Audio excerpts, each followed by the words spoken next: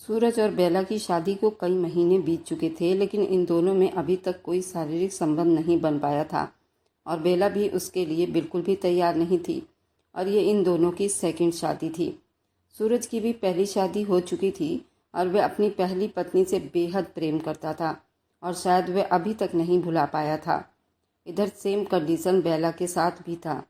बेला भी अपने पहले पति से बेहद मोहब्बत करती थी और बेला की पहली शादी लव मैरिज हुई थी, लेकिन उसके बाद भी उसे बहुत बड़ा धोखा मिला था। वह उस सदमे से अभी तक बाहर नहीं आ पाई थी, इसलिए सूरज और बेला की अभी तक कोई सुहागरात नहीं हो पाई थी।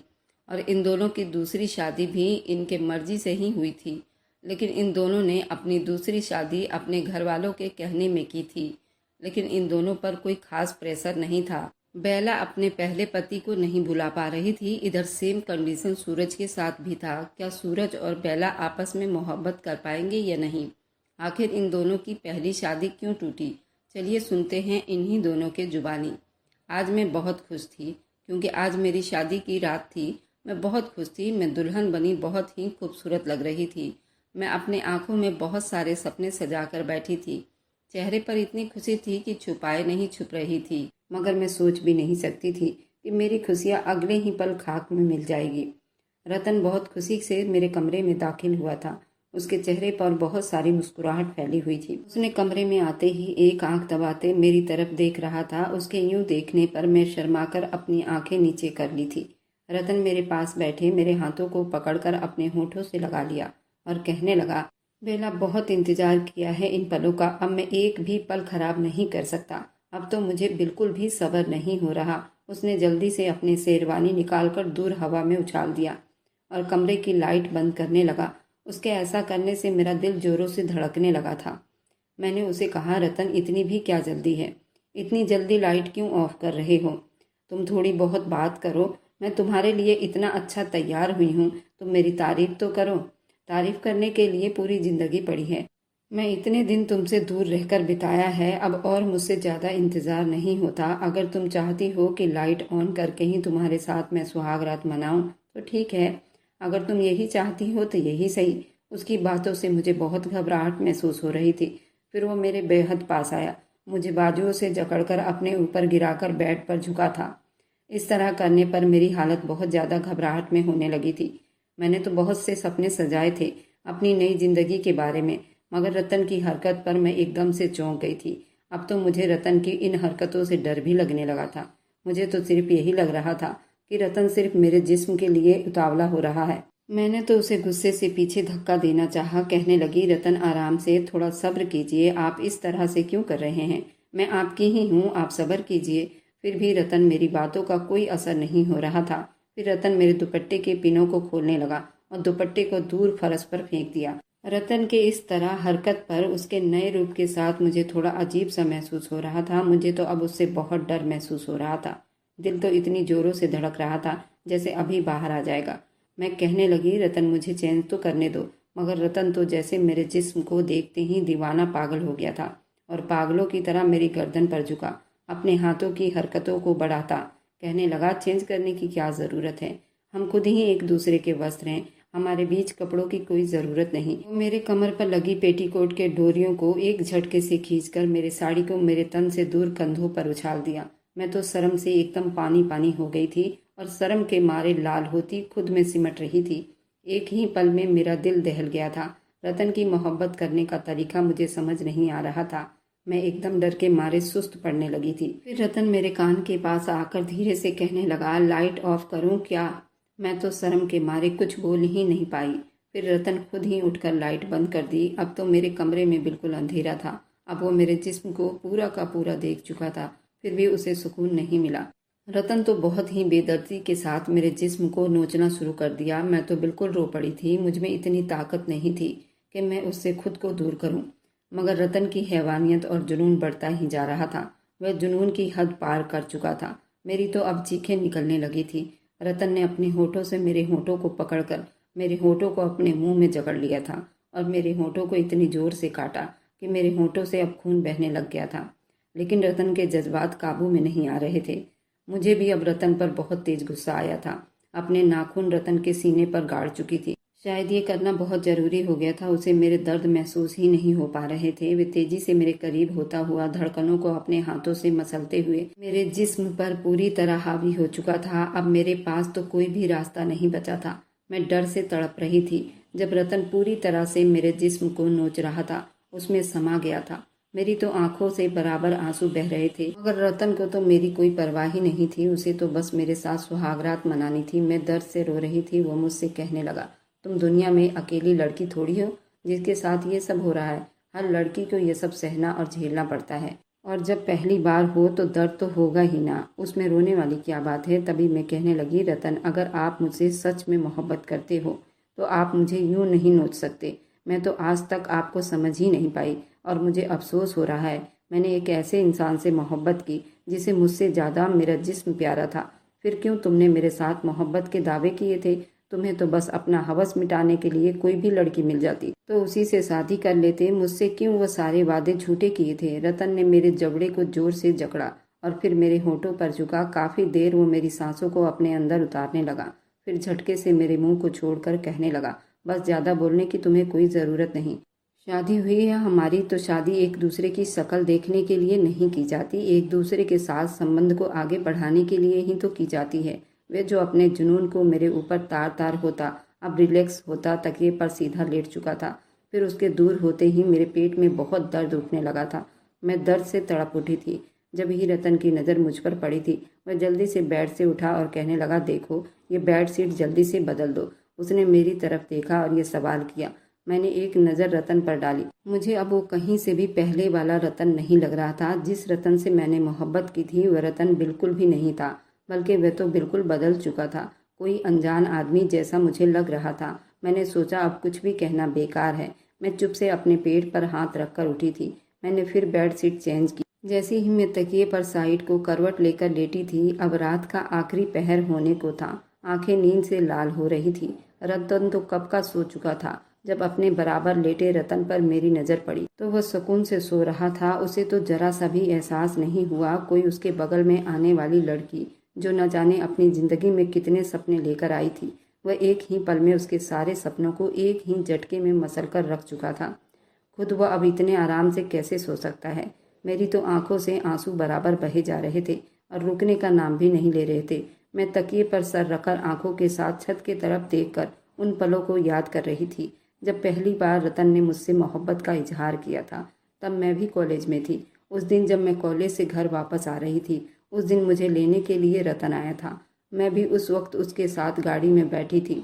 रतन ने धीरे से मेरा हाथ पकड़कर कहने लगा, जानती हो बेला, मैं तुमसे बहुत मोहब्बत करने लगा हूँ। मम्मी तो मुझसे शादी का कह रही हैं, लेकिन मैं तुम्हारी पढ़ाई होने का इंतज़ार करूँगा। रतन के इस तरह के इजहार पर मेरा चेहरा लाल हो गया था। मैं शर्माकर अपना हाथ उससे पीछे छुड़वा रही थी और सीधा होकर बैठ गई। एक दो बार हमने एक दूसरे को बड़ी गौर से देखा था। मैं तो कम उम्र की थी। रतन मेरे ही पड़ोस में रहता था और उसको हम बहुत अच्छे से जानते थे। पहली बार मोहब्बत परवान चढ़ने लगा था। मैं तो अब हर वक्त रतन के ख्यालों में गुम रहने लगी थी और मौसम भी आज बिल्कुल अलग हो रहा था। मैंने तो अब ग्रेजुएशन भी कर लिया था और छत पर अपनी छोटी बहन सुलेखा के साथ मौसम का आनंद ले रही थी। तभी तेज बारिश शुरू हो गई। मैं तो पहले से ही बारिश को देखकर वैसे ही दीवानी हो जाती थी। मैं तो बारिश में झूम रही थी। मुझे इस बात का बिल्कुल भी पता नहीं था कि आज मेरी किस्मत का फैसला हो जाएगा। जब मेरी माँ ने मुझे जोरदार आवाज़ से बुलाया था, बेला, सुलेखा बेटी, जल्दी से नीचे आ जाओ। देखो तुमसे मिलने के लिए तुम्हारी आंटी आई हैं। मैं तो आंटी की दीवानी थी। हम दोनों जल्दी से नीचे आए। सीढ़ियों से उतरती हुई मुझ पर जैसे ही रतन की नज़र पड़ी तो उसकी आंखों की चाहत और ज़्यादा निखर पड़ी थी। मैं बारिश में भीगने की वजह से मेरा कपड़ा मेरे बॉडी से चिपका हुआ था। मैं भरपूर जवान लड़की हो गई थी। मेरी माँ ने हम दोनों को इशारा किया कि जाओ कपड़े बदल कर आओ। मैं जल्दी से कपड़े बदल कर आ गई। अपनी आंटी के गले में अपनी बाहें डालते हुए कहने लगी, आंटी, मैं आपसे बिल्कुल बात नहीं करूँगी। आप पड़ोस में होते हुए भी हमारे घर कभी नहीं आती। आंटी भी कहने लगी, तो तुम लोग कहाँ भला रोजाना हमारे घर के चक्कर लगा लेते हो? कई महीने हो जाते हैं, कभी तुम लोग नज़र नहीं आती हो। और वैसे भी आज तुम्हारी सारी शिकायतें दूर करने आई हूँ और अब आंटी और बच्चों की दूरी ख़त्म करने के लिए ही आई हूँ। मेरी माँ अपनी सहेली आंटी के दिल की बात को अच्छे से समझ चुकी थी। फिर मैंने आंटी के लिए चाय का इंतज़ाम किया, अच्छे से टेबल को सजाया। मैंने और मेरी बहन सुलेखा ने मिलकर और तभी रतन के माँ बाप दोनों ने मिलकर बात की शुरुआत की थी। उनकी बात सुनते ही मेरी माँ पापा की तरफ देखने लगी। फिर पापा कहने लगे, वासुदेव साहब और कमला देवी, देखिए हम रतन के लिए लड़की ढूंढ रहे हैं, मगर जब अपने ही पड़ोस में इतनी प्यारी बच्ची हो तो हमें दूसरी लड़की ढूंढने की क्या ज़रूरत है। और हमें तो आपकी बेटी बेला रतन के लिए बहुत पसंद है। हम तो ये रिश्ता पहले ही कर देना चाहते थे, मगर रतन ने ही हमें रोका हुआ था कि कहीं मेरा रिश्ता ले जाना हमारी शादी बेला की पढ़ाई में रुकावट ना बने। भगवान की कृपा से बेला ने ग्रेजुएशन भी कर लिया है, तो इसलिए हम उसका रिश्ता लेकर जल्दी ही तुम्हारे चौखट पर आ गए हैं। रतन तो परिवार में एक सुलझा और पढ़ा लिखा और बाप के बिजनेस का इकलौता वारिस है, तो कोई भी मेरे बेटे को रिश्ते से मना नहीं कर सकता। मेरे पापा ने एक नज़र मेरी माँ की तरफ देखा था, जिनके चेहरे पर मुस्कुराहट थी। मैं तो अपने रिश्ते की बातें सुनकर शर्म के मारे किचन में घुस गई थी। सुलेखा मेरे पीछे पीछे आकर कहने लगी, अरे बेला, मुझे तो पहले से ही दाल में कुछ काला लग रहा था। अच्छी बात है, पूरी दाल ही काली होने से पहले अच्छे तरीके से सब कुछ सेट हो जाएगा। मैंने पीछे मुड़कर उसको एक थपकी लगाई और उससे कहने लगी, तुम कैसी बहन हो, अपनी ही बहन का मजाक उड़ा रही हो। यहाँ पर मैं आपका मजाक थोड़ी उड़ा रही हूँ, मैं तो आपकी खुशी में खुश हूँ। आपको इस रिश्ते की बधाई देने आई थी। अब तो आप इस घर से विदा होकर चली जाओगी। अब तो पूरे कमरे में मेरा कब्जा हो जाएगा। मैं सुलेखा को आंखें दिखा रही थी। फिर हम दोनों बहनें एक दूसरे के गले लग गई। फिर मेरे पापा भी इस रिश्ते को मानते हुए कहने लगे, रतन तो हमारा बहुत ही होनहार बच्चा है, हम कैसे इस रिश्ते से मना कर सकते हैं। और हम दोनों का रिश्ता पक्का हुआ। फिर जैसे ही रिश्ता पक्का होने को थी, रतन ने ये बात सुनी तो रतन अपने ड्राइवर को जोर से आवाज़ दी और गाड़ी में पड़ी हुई मिठाई की टोकरी लेकर अंदर आ गए। सबका मुंह मीठा किया। अब रतन भी बहाने से उठकर किचन में आया था, जहाँ पर मैं मौजूद थी, और किचन की सेल्फ के साथ टेक लगाए खड़ा बराबर मुझे देखने लगा। मैंने तो शर्माकर अपनी नज़र नीचे कर ली।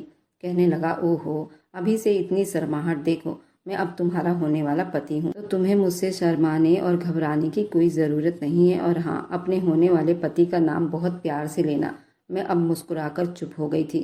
वह 2 कदम आगे बढ़कर बिल्कुल मेरे पास आ गया। मेरी सांस पर अपनी गर्म सांसें छोड़ते कहने लगा, आज रिश्ता लेकर आया हूँ, अगली बार बारात लेकर आऊँगा, तुम बिल्कुल तैयार रहना।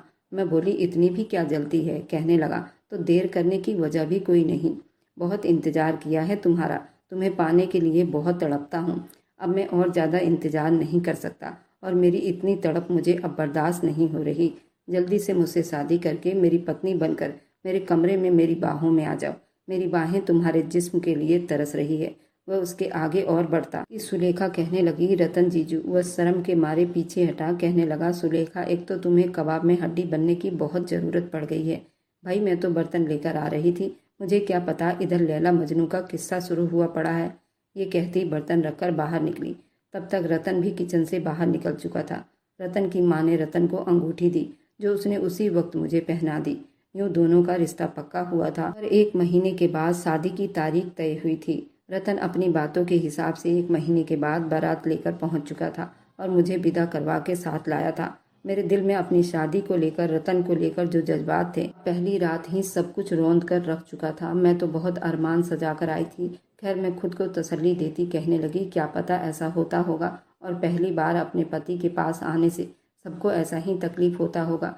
शायद रतन सही कह रहे हैं, यह हर लड़की को ही होती होगी। फिर मैं कहने लगी, मगर रतन को क्यों एहसास नहीं हुआ? उन्होंने क्यों मुझे इतने बेदर्दी से छुआ था? मैं रो रही हूँ, उन्हें कोई फ़र्क क्यों नहीं पड़ रहा? वह तो मुझसे मोहब्बत करते हैं ना। ये सोचते सोचते ही सुबह हो गई थी। मेरे कानों में मंदिर की भजन की आवाज़ पड़ी।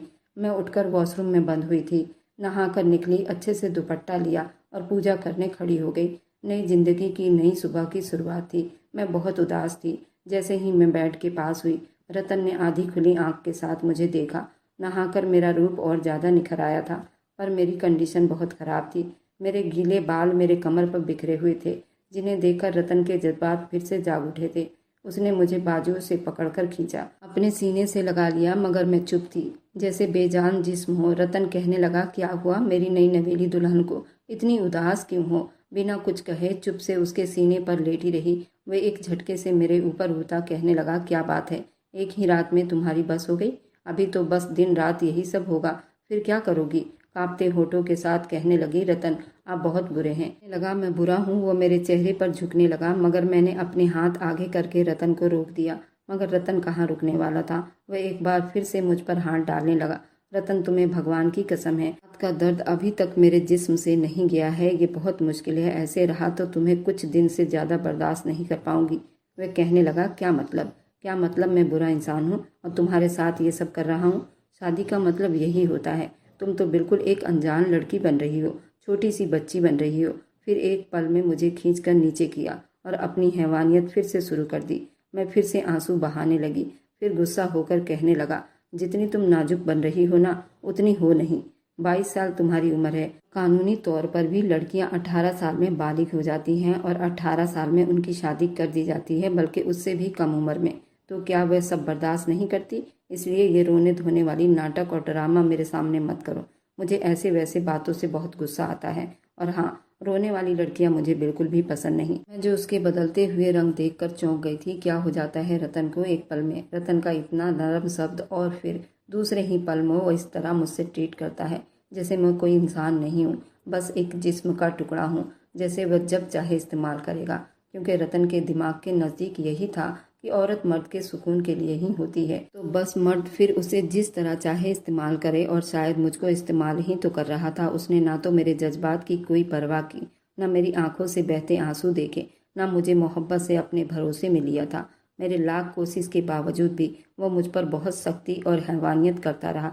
वो मेरे जिस्म पर जगह जगह निशान छोड़ चुका था, जो पहले से ही निशान पड़े हुए थे। अभी उस दर्द को पहले से ही संभाल नहीं पा रही थी। अब तो मुझे दर्द इतना हो गया था कि मैं दर्द से निढाल हो गई थी। उसे सब ड्रामा ही लग रहा था कि मैं रो रही हूँ, ड्रामा कर रही हूँ। कोई लड़की इस तरह नहीं करती जैसे मैं कर रही हूँ। वैसे हर लड़की तो रोने नहीं बैठ जाती। बस वो यही समझ रहा था कि मैं नाजुक बनने की कोशिश कर रही थी। वो पूरी तरह रिलैक्स हुआ और जाकर फ्रेश होने लगा। तब तक मैं बेड पर पड़ी हुई थी और मुझे यूं बेड पर देखकर कहने लगा, क्या हो गया जाने मन, इतना भी क्यों नाजुक बनी पड़ी हो? पहली बार तो थोड़ा दर्द होता ही है, लेकिन ऐसा नहीं है कि तुम बिल्कुल चुप से बेड पर पड़ी रह जाओ। बेड से उठो और जाकर नहा लो। आज हमारी शादी की पहली सुबह है और मेरा दिल तो कर रहा था कि मैं चीख चीख कर सबको बता दूं और एक पल में ही कमरे में तहस नहस कर दूं, मगर मैं मजबूर थी, ऐसा कुछ भी नहीं कर सकती थी। रतन तो तैयार होकर कमरे से निकल गया था। फिर मेरी सास रतन से पूछने लगी, अरे भाई, मेरी बहू कहाँ पर है? बेला नजर नहीं आ रही? वो बड़े मीठे शब्दों में कहने लगा, माँ वह अभी तैयार हो रही है, अभी थोड़े ही टाइम में आती होगी। मैंने सोचा तब तक आप लोगों से मिल लेता हूँ। ठीक है, मैं नाश्ता लगवाती हूँ। ये कहकर किचन में चली गई और मैं यहाँ खुद को वॉशरूम में बंद किए अब फूट फूट कर रोने लगी थी। कल रात से मेरे पेट में बहुत ज्यादा दर्द हो रहा था। मैं अपने पेट पर हाथ रखकर दर्द से रो पड़ी थी, मगर रतन को तो ये सब ड्रामा ही लग रहा था। मैं शीशे में खड़े होकर अपने आप को कहने लगी, कहीं मैंने जल्दीबाजी में कोई गलत फैसला तो नहीं ले लिया। लेकिन रतन तो मेरे ही पड़ोस में रहता था और आंटी का लड़का था। मैं उसे अच्छे से जानती थी। वह क्यों मुझे इतनी परेशानी दे रहा था? मैं तो बचपन से उसे चाहती थी, लेकिन मुझे बिल्कुल भी नहीं पता था कि रतन ऐसा हो सकता है। तो इतने से दर्द को लेकर भी रतन घबरा जाता था, लेकिन अब तो उसने खुद ही अपनी हैवानियत से मुझे दो चार कर दिया था। उसे जरा भी मेरा एहसास नहीं हुआ था। जब मैंने अपना जिस्म देखा तो जगह जगह पर नील पड़े हुए थे। रतन के हैवानियत के निशान थे। कहाँ कहाँ उन निशान को छुपाती। मेरी गर्दन तो ऐसी थी जैसे किसी वहशी दरिंदे ने काट खाया हो। खैर, मैं अपनी तकलीफ को भूलकर नहाकर बाहर निकली थी। मैं अब तैयार होने के लिए ड्रेसिंग टेबल के पास खड़ी थी। मेरा तो अब दिल कर रहा था कि मैं जोर जोर से रो दूं, ऊंची आवाज से दहाड़े मारकर रोऊं, लेकिन मैं ये नहीं कर सकती। मैं तो नई नवेली दुल्हन थी। अपनी सास के घर ऐसा कैसे कर सकती थी? और वैसे भी दुल्हन तो शादी के दूसरे दिन सज संवर कर सब बड़ों के पैर छूती हैं। अगले दिन रिसेप्शन होता है, स्टेज पर आना होता है और सबको बताना होता है कि हम शादी के बाद कितने खुश हैं। मैं अभी तैयार हो रही थी, तभी रतन कमरे में दाखिल हुआ। रतन को कमरे में आते देख मेरा दिल जैसे एक पल के लिए बंद होने लगा था। कहाँ मैं इतने सपने सजाए उसके कमरे में आई थी। अब एक ही रात में रतन के साय से भी डरने लगी थी। वह अंदर आया तो मेरी तरफ देखता, वो पीछे आकर मुझे अपनी बाहों में भर लिया। अब मैं उसके पकड़ में इतनी तकलीफ महसूस कर रही थी। रतन, छोड़ दो मुझे, ये क्या कर रहे हो? लेकिन वो फिर भी धीरे से मेरी गर्दन को चूम ही गया था। वो मेरे कंधे पर सर रखकर कहने लगा, क्या तुम नाराज हो? मैंने कहा, रतन, मैंने ऐसा कब कहा? मैं तुमसे नाराज हूँ, लेकिन तुम मेरी बातों को समझ नहीं रहे हो। ये देखो मैं बाहर कैसे जाऊँ? तुमने मेरे जगह जगह गर्दन पर निशान छोड़े हुए हैं। मैं कैसे ये सब कुछ छुपाऊं? अब मुझे स्टेज पर भी जाना है और मेरी हालत नहीं हो रही कि मैं स्टेज पर जाऊं। मेरा तो बिस्तर से उठने का मन भी नहीं कर रहा। मुझे बहुत ज़्यादा तकलीफ है। रतन मुझ पर भड़क उठा था। कहने लगा, तुम पहली औरत हो जो इस तरह से कह रही हो। मेरे दोस्तों की शादी हुई थी, ऐसा मैंने कभी सुना ही नहीं कि कोई औरत इतनी शिकायत कर रही है। और अगर तुम्हें ये सब नहीं करना था तो तुम शादी से ही मना कर देती। रतन ने मेरी एक नहीं सुनी और ये सब बोलता हुआ दरवाजे से बाहर चला गया।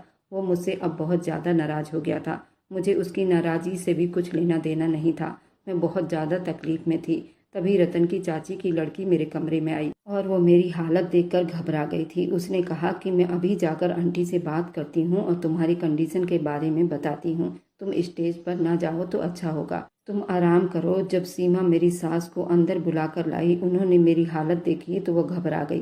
कहा, ठीक है, तुम्हें स्टेज पर जाने की कोई ज़रूरत नहीं, तुम यहीं बैठो, तुम्हारी यहीं मुंह दिखाई हो जाएगी। और उन्होंने जल्दी से मुझे दवा दिलवाई और तुरंत शाम को ही मेरी विदाई कर दी। मैं अपनी माँ के घर आ गई थी, पर मैं बहुत बुरी हालत में थी। फिर मैं अपनी सहेली से अपनी सारी बातें शेयर की। वह भी शादीशुदा थी। उसने कहा कि ये बहुत गलत हुआ है तुम्हारे साथ। उसने तुम्हारे जिस्म को बिल्कुल नोच डाला है। मुझे लगता है तुम्हारे पति को डॉक्टर से मिलना चाहिए, उसे बीमारी है। और फिर ये बात धीरे धीरे घर में सभी को पता चल गई। पर यह बात रतन मानने को तैयार नहीं कि उसे कोई बीमारी है। वो मुझसे नाराज हो गया था कि मैंने अपने बेडरूम की बातें सबको बताई है। बहुत ज़्यादा नाजुक बनने की कोशिश कर रही हूँ। उसने कहा, मैं ऐसा ही हूँ। अगर मेरे साथ तुम्हें रहना है तो ठीक है, नहीं तो मैं तुम्हें डिवोर्स दूंगा। तुम अपनी नाजुक शरीर लेकर अपने माँ बाप के घर में पड़ी रहो, मुझे कोई लेना देना नहीं। उसके माँ बाप ने भी उसे बहुत समझाया, लेकिन वह किसी की बात सुनने को राजी नहीं, ना ही डॉक्टर से मिलने को तैयार था। वह कहता था, मैं बिल्कुल ठीक हूँ, ये लड़कियों के ड्रामे हैं। रतन ने दोबारा मुझसे कभी बात करने की कोशिश नहीं की। उसके मम्मी पापा मुझे कितनी बार बुलाने आए, पर मुझे बहुत डर महसूस हो रहा था, क्योंकि अब तो मेरे साथ गुस्से में न जाने वो क्या कुछ करता। जब उसने मोहब्बत में ये सब किया था, मेरे मम्मी पापा भी इस बात को स्वीकार कर चुके थे। उन्होंने कहा, ठीक है, तुम डिवोर्स ले लो, हम तुम्हारी दूसरी शादी कर देंगे। पर मैंने तो रतन से बहुत मोहब्बत की थी। मुझे नहीं पता था वो बीमार है और उसने कभी अपनी बीमारी स्वीकार नहीं की। आखिरकार मैंने डिवोर्स ले लिया।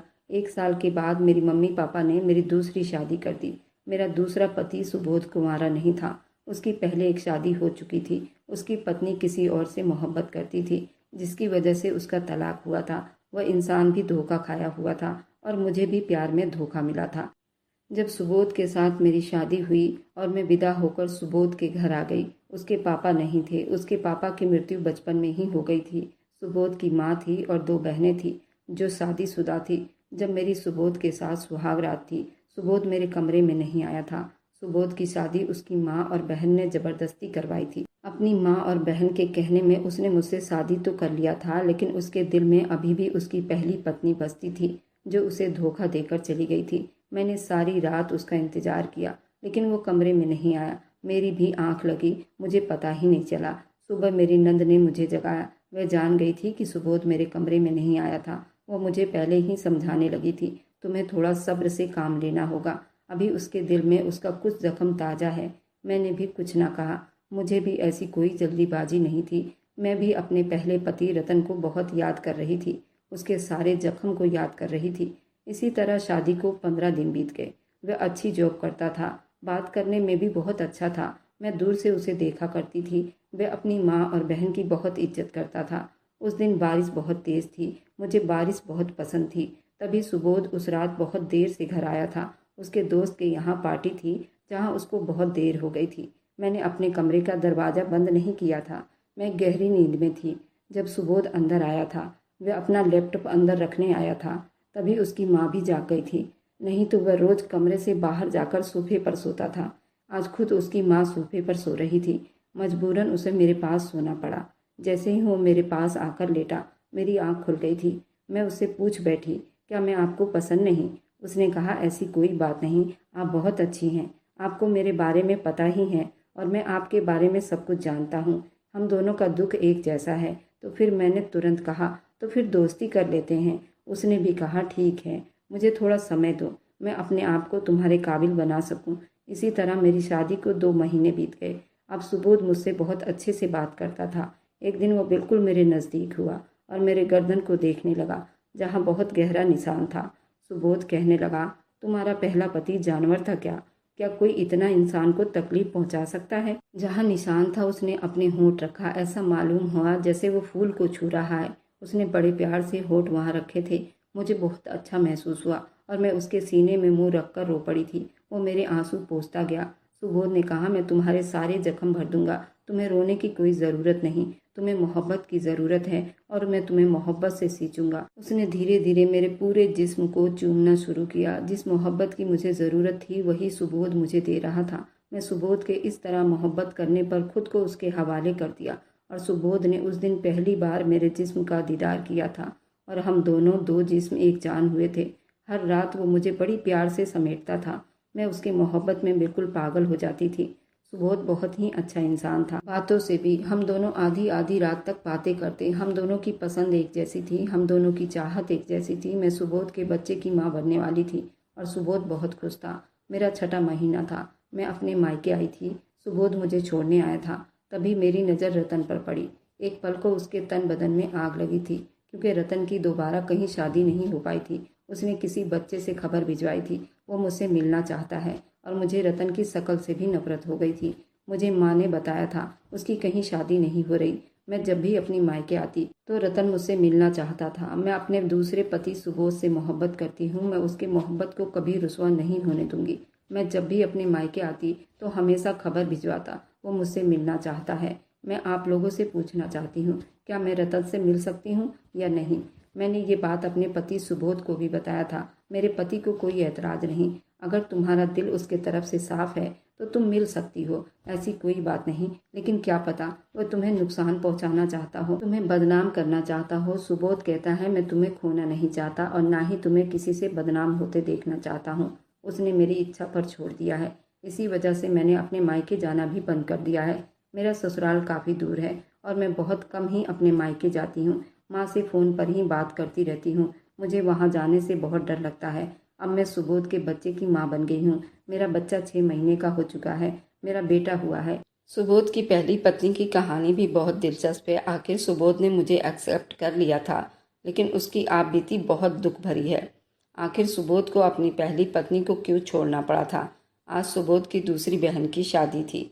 सुबोध की 2 बहनें थी। एक का नाम निर्मला था, दूसरी बहन का नाम मधु था। सुबोध को प्यार से उसकी माँ और बहन सरजू बुलाया करती थी।